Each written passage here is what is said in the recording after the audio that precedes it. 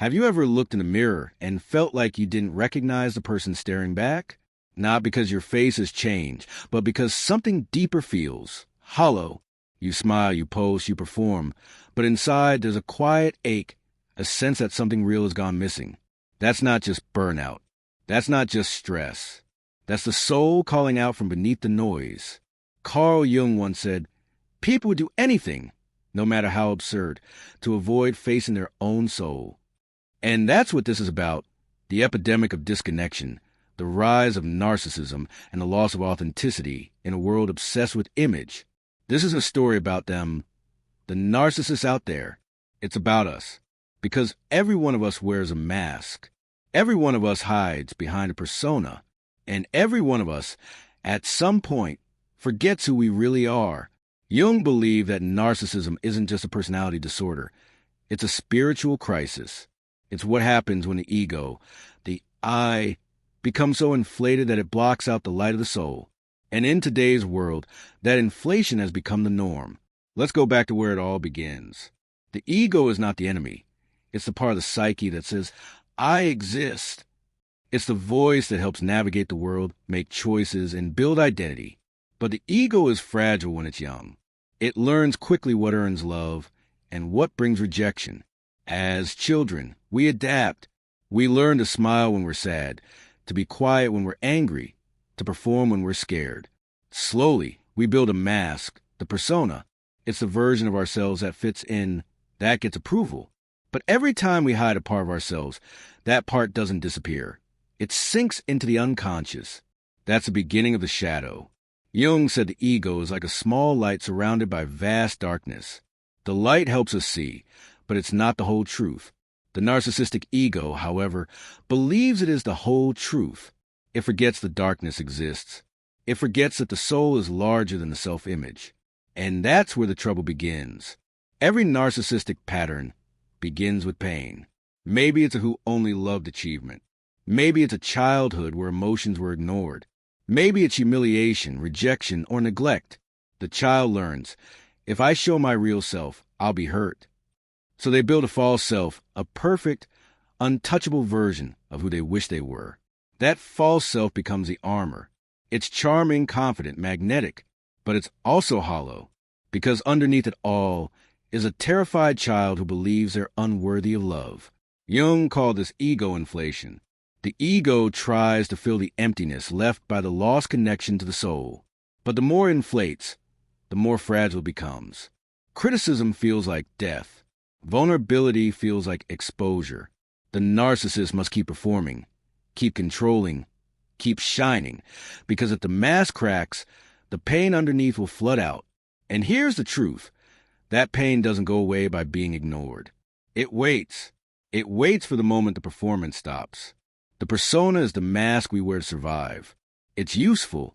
It helps us function in society. But when the mask becomes the identity, the soul suffocates. Think about how much energy goes into maintaining an image. The perfect career, the perfect relationship, the perfect body, the perfect feed. It's exhausting. And yet, we keep doing it because the world rewards a mask. Jung warned that the persona can become a prison. The more perfect it looks, the more it hides. The narcissist becomes trapped in their own performance. They can't stop acting because they've forgotten how to be. But here's the paradox. The moment the mask slips, the moment the truth shows through, that's when real connection begins. Because people don't fall in love with perfection. They fall in love with authenticity. Jung said that what happens in the individual psyche also happens in the collective. And today, the collective ego is inflated. We live in a culture that worships visibility. Social media has turned life into a stage. Success is measured by followers, not fulfillment. People curate identities instead of living them. This collective narcissism is everywhere. It's in politics, where leaders crave adoration more than truth. It's in business, where profit matters more than purpose. It's even in spirituality, where enlightenment becomes a brand. Jung would say that the modern world has lost its soul. We've replaced meaning with metrics and authenticity with aesthetics. But he also believed that every collapse of the ego, whether personal or collective, is an opportunity for awakening. When the illusion breaks, the truth can finally breathe. To heal narcissism, Jung said we must confront the shadow. The shadow is everything the ego denies: fear, envy, shame, weakness, pain. It's the part of us we project onto others. When someone triggers anger or disgust, it's often because they reflect something we've disowned. Jung called this shadow projection. The narcissists project their flaws onto others to maintain the illusion of superiority. But everyone does this to some degree. The path to wholeness begins when we stop projecting and start integrating. That means admitting, yes, that darkness is in me too. It's not about guilt, it's about honesty. The shadow isn't evil. It's simply the part of us that's been exiled. And when we bring it home, we become whole again. Jung's own descent into the unconscious was terrifying.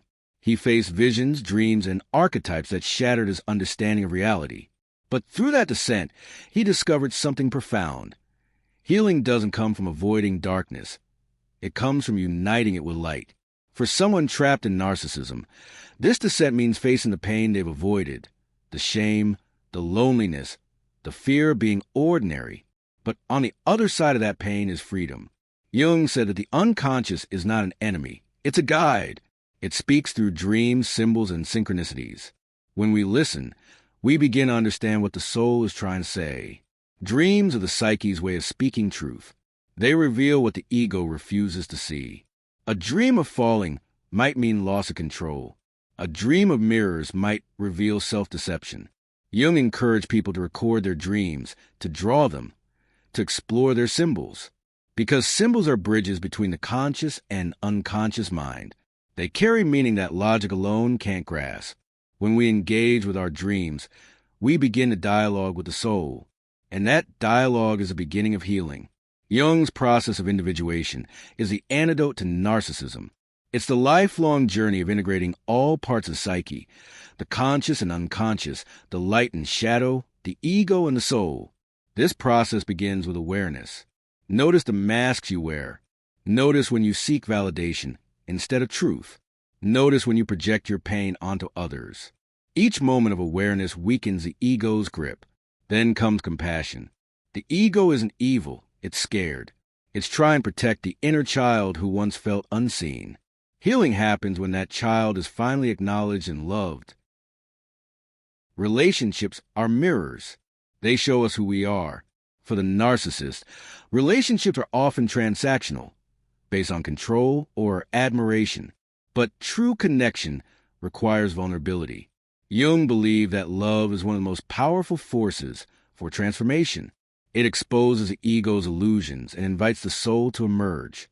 Through empathy, honesty, and forgiveness, relationships become laboratories for growth. Jung saw spirituality as essential to psychological health. He called the experience of the divine the numinous, a direct encounter with something greater than the self. For the narcissist, spirituality can become another mask, a way to feel superior or enlightened. But true spirituality humbles the ego. It reminds us that we are part of something vast and mysterious. Meditation, prayer, or time in nature can reconnect the ego to the soul. The goal is not to escape the self, but to align it with a deeper self, the center of wholeness. When the ego finally surrenders, something extraordinary happens. The self, the true center of the psyche, emerges. Jung called this the self with a capital S. It's a union of opposites, the harmony of all inner forces. The narcissist's endless hunger for admiration transforms into a quiet strength. The need to be special dissolves into the joy of simply being. The person no longer seeks to dominate life. They participate in it. Jung believed that this transformation is the real purpose of suffering. The collapse of the inflated ego is not the end. It's the beginning of wholeness. So if the world feels full of narcissism, remember, every shadow points to light. Every illusion hides a truth. And every fall from pride is an invitation to return to the soul. Because in the end, the journey isn't about becoming more powerful. It's about becoming more real. The ego story ends where the soul story begins. And that's where true healing, meaning, and love are found. Jung believed imagination was not fantasy. It was communication with the unconscious. Through art, writing, music, or movement, the psyche expresses what words cannot. Creativity is how the soul speaks when logic fails. For those healing from narcissism, creativity becomes a bridge back to authenticity. When painting, writing, or creating, the mask falls away. There's no audience to impress, no image to maintain, only expression.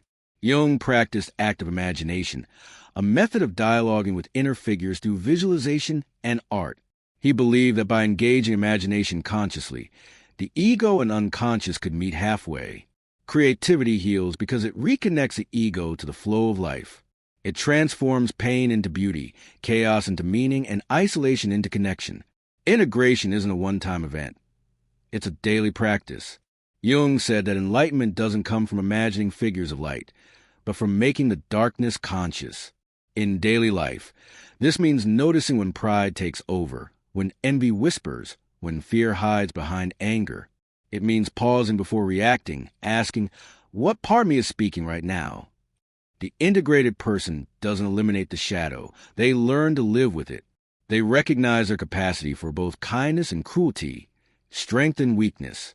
This awareness brings humility, and humility brings peace. Living consciously with the shadow means no longer needing to pretend. It means being real, even when it's uncomfortable. Integration also means forgiving yourself for being human. The ego thrives on perfectionism. It wants to be flawless, untouchable. But the soul grows through imperfection. Every mistake, every failure, every moment of weakness is an invitation to grow in awareness. To integrate is to stop running from your contradictions. You can be both confident and insecure, both loving and resentful, both wise and foolish. The goal isn't to choose one side. It's to hold both without judgment. Each day offers small opportunities for integration. When you feel jealousy, instead of denying it, you can ask what it's trying to teach you. When you feel anger, you can look for the fear beneath it.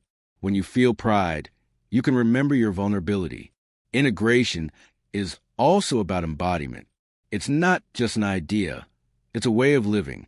It's how you speak, how you listen, how you treat others when no one is watching. The integrated person doesn't need to prove their worth. They live it quietly through presence. Jung believed that the shadow, once accepted, becomes a source of vitality. The energy once spent on repression becomes creativity, compassion, and strength. The parts of yourself you once feared become allies. Integration requires patience. The unconscious doesn't reveal itself all at once. It unfolds slowly in dreams, in emotions, in patterns that repeat until they're understood. The work is never finished, but it becomes gentler over time. It also requires courage. To face your own darkness without turning away is one of the bravest acts a person can do. But courage doesn't mean fearlessness. It means walking forward even when you're afraid. Integration deepens relationships. When you accept your own flaws, you stop demanding perfection from others. You listen more, judge less, and love more freely. You begin to see that everyone is fighting their own inner battle. It also changes how you see the world. Instead of dividing life into good and bad, success and failure, you begin to see everything as part of a larger pattern. Even pain has purpose. Even loss carries wisdom.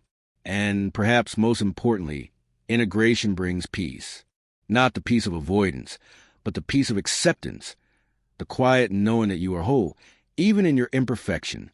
Integration is also about awareness of cycles. Jung often spoke of the psyche as a living organism. It grows, decays, renews. There are seasons of clarity and seasons of confusion. Integration means trusting that both are necessary. When you feel lost, it doesn't mean you failed. It means something new is forming beneath the surface. In the modern world, we're taught to chase constant progress, constant positivity. But Jung would remind us that growth often looks like stillness, like silence, like surrender. Integration asks us to slow down, to listen to the quiet voice within that says, you don't need to become more. You need to remember who you are. The shadow doesn't disappear when you integrate it. It transforms. The anger that once destroyed becomes assertiveness. The envy that once poisoned becomes inspiration. The fear that once paralyzed becomes awareness.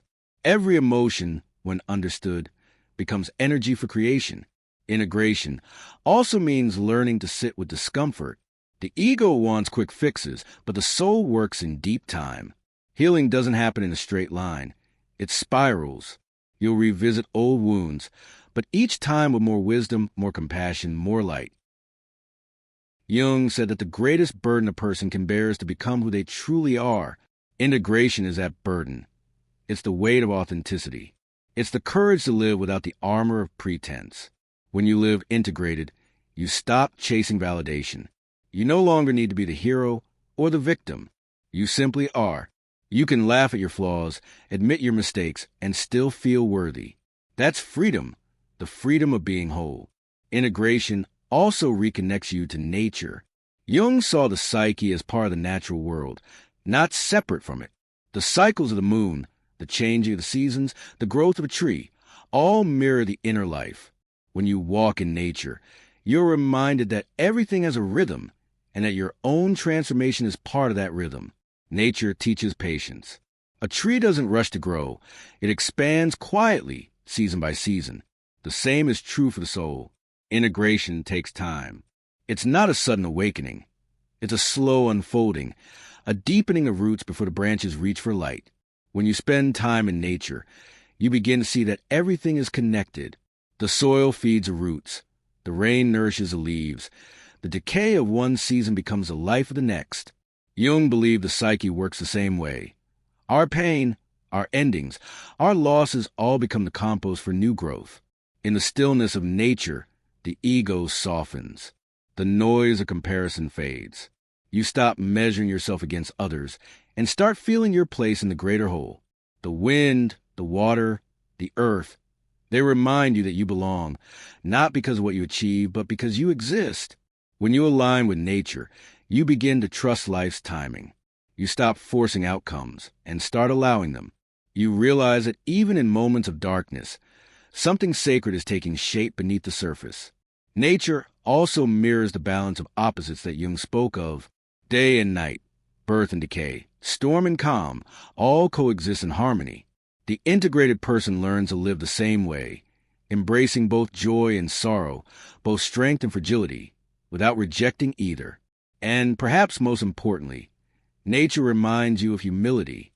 No matter how powerful the ego becomes, it is still part of something vast and mysterious.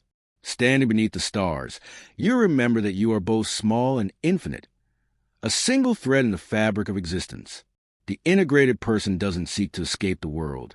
They participate in it fully. They can feel joy without clinging to it, and pain without being destroyed by it.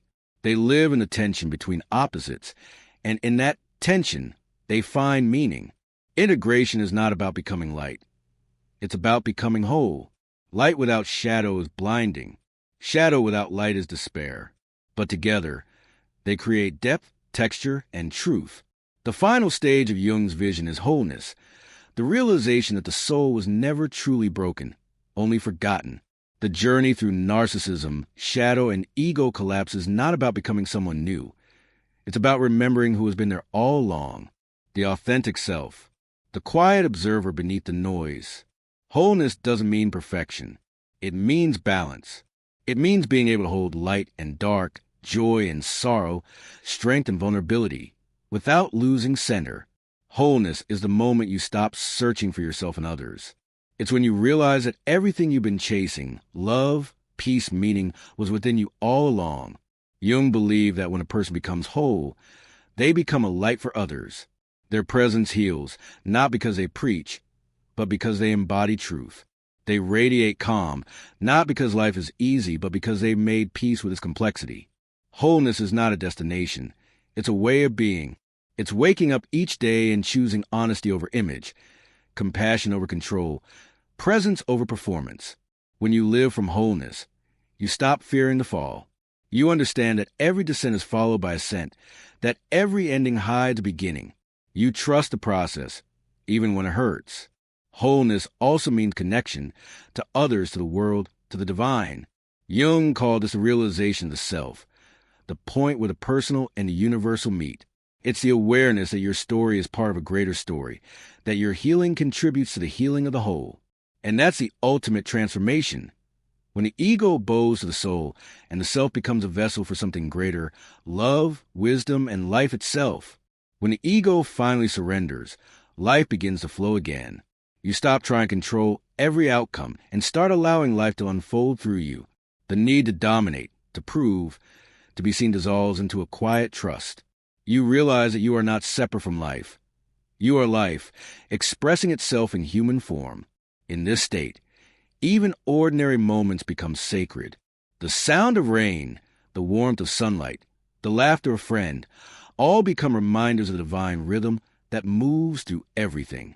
You begin to see that spirituality isn't found in escape, but in presence, in being fully here, fully alive. Wholeness also brings clarity. You no longer confuse noise for meaning or attention for love. You begin to discern what nourishes your soul and what drains it. You stop chasing what sparkles and start seeking what sustains. The external world loses its power to define you because your sense of worth now comes from within. Living from wholeness also means embracing service. Jung believed that the individuated person naturally turns outward, contributing to the collective. When you are no longer consumed by your own wounds, you have space to help others heal theirs. You become a mirror of possibility, a living example that transformation is real. Wholeness doesn't make you immune to pain. It changes your relationship with it.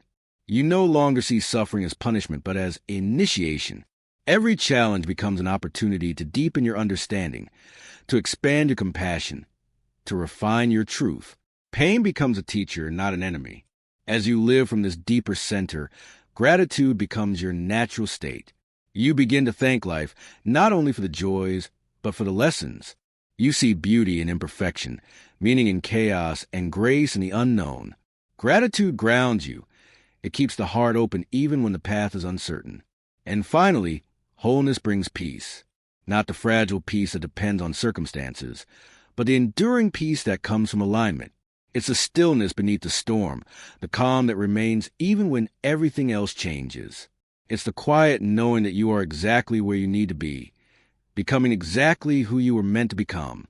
Because in the end, wholeness is not about rising above life. It's about sinking fully into it. It's about saying yes to every part of existence, trusting that even the darkest night carries the promise of dawn. And in that trust, you find freedom. The freedom of being whole, human, and deeply, beautifully alive. In the end, the journey through narcissism isn't about escaping the self. It's about coming home to it. Coming home means embracing every part of who you are, the broken, the beautiful, the forgotten, the forgiven. It means standing in the center of your being and saying, I am enough. Thank you for listening. Until next time, take care of what is truly yours.